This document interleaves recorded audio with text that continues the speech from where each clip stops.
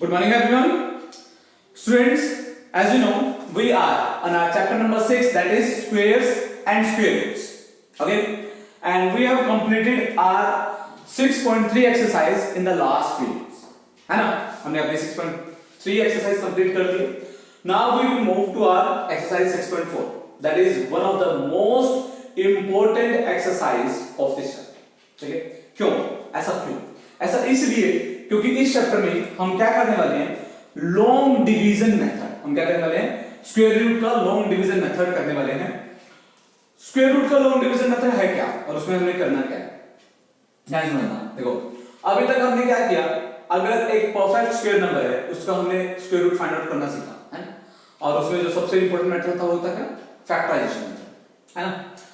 अब हमें क्या करना है, स्क्वायर रूट फाइंड आउट करना है लॉन्ग डिवीजन मेथड से. ठीक है, अब इसमें तुम क्या कर सकते हो, कोई भी डेसिमल का नंबर हो, कोई ऐसा नंबर हो जो परफेक्ट स्क्वायर हो या नहीं हो, किसी भी तरह का नंबर हो, उसका तुम स्क्वायर रूट फाइंड आउट कर सकते हो by this method. That's why that method is very very important, because किसी भी नंबर का स्क्वायर रूट तुम फाइंड कर सकते हो by the method long division. Long division method से हम क्या कर सकते हैं, किसी भी नंबर का स्क्वायर रूट फाइंड आउट कर सकते हैं. क्लियर है?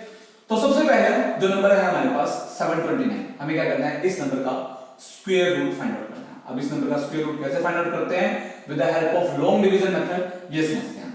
ठीक है, तो सबसे पहले 729 हम ये नंबर लिखेंगे और इस तरह का लॉन्ग डिवीजन का क्या करेंगे, सिंबल बनाएंगे. उसके बाद पेयरिंग बनाएंगे. सबसे पहले जो हमें काम करना है इस क्वेश्चन में, हमें क्या करना है, पेयरिंग बनाएंगे. पेयरिंग कहां से बनाएंगे, हमेशा लास्ट से.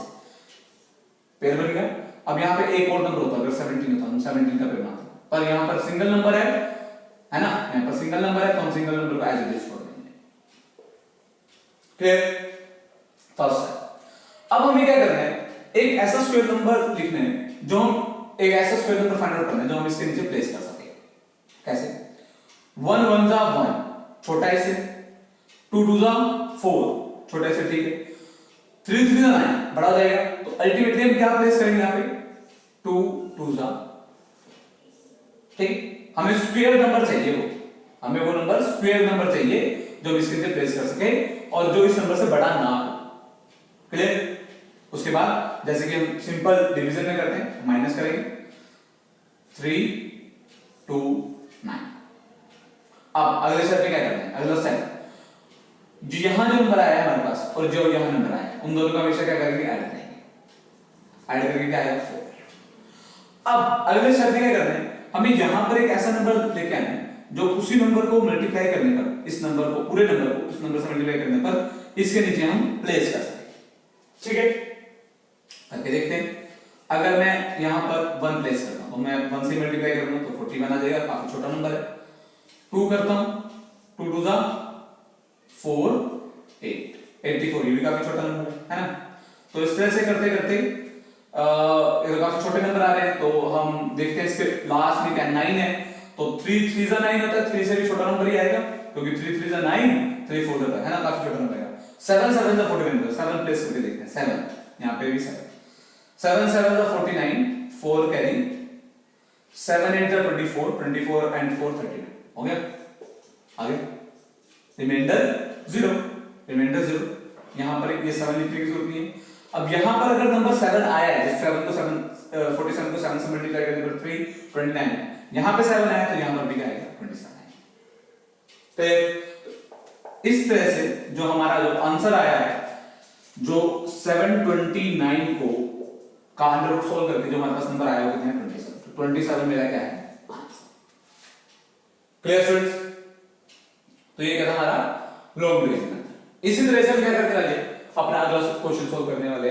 ठीक है, एक एक पार्ट करने सोल्व, इस तरह से एक और करते हैं. तो स्टार्ट करते हैं. 1 2 1 2 9 6. ठीक है, अब जैसे हमने लास्ट क्वेश्चन में किया था वैसे करते हैं. इसमें भी पेयर बनाएंगे, लास्ट से पेयर बनाए, यहाँ पे 2 का पेयर बन गया. अब वैसे हम क्या करेंगे, स्क्वायर नंबर फाइंड आउट करेंगे जो से छोटा. 1 1 जा 1 छोटा है, 2 2 जा 4, 3 3 जा 9, 4 4 जा 16 बड़ा जाएगा. तो 3 3 जा 9, 3 9 6, 3 और 3 को ऐड करेंगे 6 आएगा. अब अगर हमें यहाँ पे एक नंबर एक ऐसा फाइंड आउट करना है जिसको उससे मल्टीप्लाई, पूरे नंबर को नंबर से मल्टीप्लाई करने के बाद ये नंबर आ जाए, ठीक है। तो लास्ट में 6 6 जा 36 होता है और 4 4 जा, है ना। तो 6 से करके देखते हैं, 6 6 जा 36, 3 कैरी, 6 6 जा 36, 39 आ गया, कंप्लीट हो गया, है ना। तो यहाँ पे तुम्हें क्या करना है, वो नंबर फाइंड आउट करना है, खुद से सोच के फाइंड आउट करना है।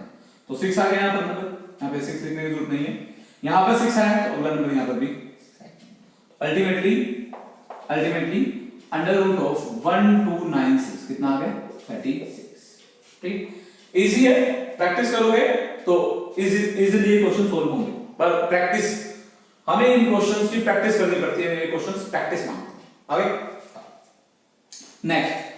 नेक्स्ट क्वेश्चन जो है हमारा वो है डेसिमल का। हम देखते हैं डेसिमल वाले क्वेश्चंस कैसे करते हैं। 17.64, ठीक है। अब डेसिमल वाले क्वेश्चंस में क्या होता है, डेसिमल वाले क्वेश्चंस में जो सबसे पहले पेयरिंग होती है वो इधर वाले नंबर की तो left to right to left चलेगा, और डेसिमल के राइट वाले नंबर की जो पेयरिंग होगी फ्रॉम लेफ्ट टू राइट। जैसे अगर मान लो मेरे पास इसी क्वेश्चन में अगर मेरे पास 117 होता तो मैं इसकी पेयरिंग करता, पहले 17 यहां से और 1 इंडिविजुअल रहता और 64 की इस तरह से पेयरिंग करता। और अगर मेरे पास यहां पर इस क्वेश्चन में लास्ट में 3 होगा तो मैं क्या करता, पेयरिंग इसकी यहीं से स्टार्ट करता, डेसिमल के बाद यहीं से स्टार्ट करता, 3 था इसका क्या एक और 0 प्लेस करता और इसकी पेयरिंग करता, इस तरह से पेयर बनाता।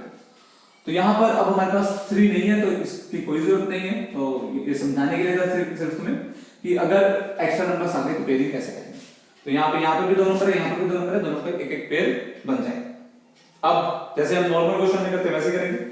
3 3 जा 9, 4 4 जा 16 आ सकता है, 4 4 जा 16, 5 5 जा 25 बड़ा जाएगा तो वो नंबर नहीं लेंगे, माइनस करेंगे 1 6 4। अब ध्यान देखना, हमने डेसिमल के बाद वाले जो डिजिट्स हैं वो क्या किए हैं, प्लेस किए यहाँ। तो डेसिमल के बाद वाले डिजिट्स मैं नीचे लेके आया हूं तो इसलिए यहाँ पर क्या आ जाएगा डेसिमल का बड़ा ध्यान रखना है। डेसिमल के बाद के डिजिट जैसे नीचे आएंगे वैसे हमारे पास हमारा जो आंसर है उसमें क्या आ जाएगा, डेसिमल आ जाएगा। अदरवाइज पूरा मेथड बिल्कुल वैसे ही फॉलो करना। 4 and 4 8। अब 8 के आगे मुझे एक ऐसा नंबर चाहिए जिसको मैं उसी नंबर से मल्टीप्लाई करने के बाद यहाँ पे प्लेस कर दूं। 8 यहाँ 1 लिखूंगा तो 81 छोटा जाएगा, 2 से करते हैं, 2 2 जा 4 16, है ना। 2 आया, यहाँ पे इसको लिखने की जरूरत नहीं है, यहाँ पर मेरा क्या जाएगा 2। तो अल्टीमेटली 17.64 को मैंने जब सोल्व किया तो मेरा क्या आंसर आया, मेरा आंसर आया 4.2, ठीक है। तो इस तरह से हम क्या करेंगे, लॉन्ग डिवीजन वाले क्वेश्चन सोल्व करेंगे। ये मैंने कुछ एग्जांपल्स के थ्रू तुम्हें समझाया कि लॉन्ग डिवीजन सोल्व कैसे करते हैं। लॉन्ग डिवीजन नॉर्मल एक क्वेश्चन है उसको कैसे सोल्व करते हैं, और एक डेसिमल वाला क्वेश्चन है उसको कैसे सोल्व करते हैं। ये बहुत इंपॉर्टेंट क्वेश्चन है 9 10 11 12 हायर सभी क्लासेस में, जहां पर भी अंडर रूट आएगा, जहां पर भी तुम्हें रूट फाइंड आउट करना होगा वहां पे ये मेथड हमेशा काम आएगा। ये बहुत ज्यादा इंपॉर्टेंट मेथड है। बहुत सारे बच्चे अंडर रूट फाइंड आउट करने से घबराते हैं, अपने हायर क्लासेस में आके भी उनको ये मेथड नहीं आता, बहुत सारे अच्छे बच्चों को भी। रीजन बीइंग एक क्लास में वो अच्छे से इन क्वेश्चंस की प्रैक्टिस नहीं करते, तो इसलिए 9 10 में प्रॉब्लम आती है। तो मैं इसलिए बार-बार रिपीट करूंगा, ये मेथड बहुत इंपॉर्टेंट है और तुम्हें बहुत अच्छे से इस मेथड को करके चलना है, बिकॉज हायर क्लासेस में ये बहुत यूजफुल है। तो बहुत सारे क्वेश्चंस में इसका यूज